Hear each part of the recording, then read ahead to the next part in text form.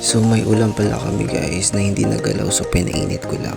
Malamig siya kaya pinainit ko malamang. Ikaw pa naman kumain ng malamig, di ba?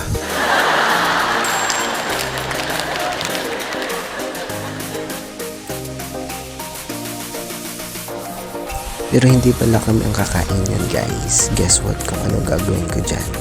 Malalaman natin yan later.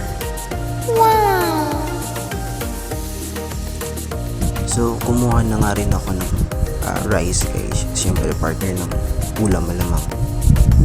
Nag-overthink na siya. Ano kaya gagawin dyan, ano?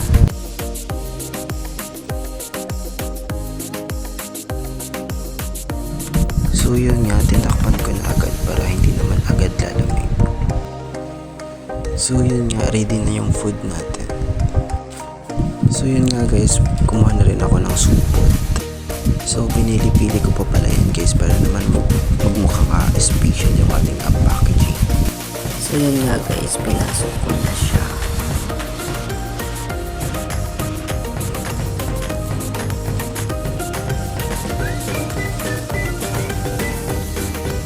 So yun nga guys, ready to deliver na siya.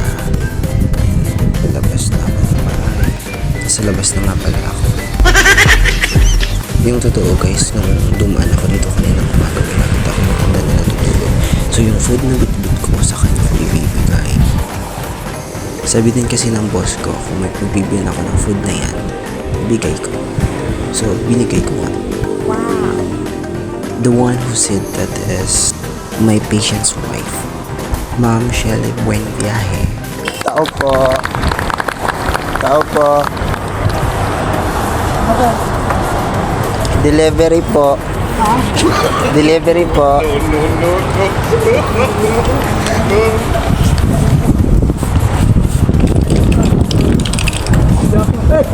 Delivery po. Delivery po, food. Para daw po sa inyo. Sino may sabi na? Po. Sa ngayon na nagdadali na. Order nyo daw po. Opo. Wala kayo order? Anong pangalan po nila? Rolando pangalan ko. Rolando daw po.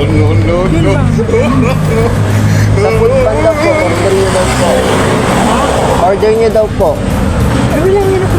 Tiga ko yung pamuk mo. Medyo ka lang.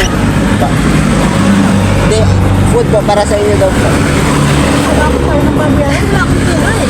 Medyo ka lang sa inyo. Ano ka nawawala ka? Pinabibigay ni ni Rafi. Wow. Personal delivery niya ako. Dun po. Yung rap. Idol Rafi din po. Idol Rafi din po. Dun po? Dun po? Oo. Di joke lang para po sa inyo talaga. Okay. Sige po, kumain na po kayo po guys.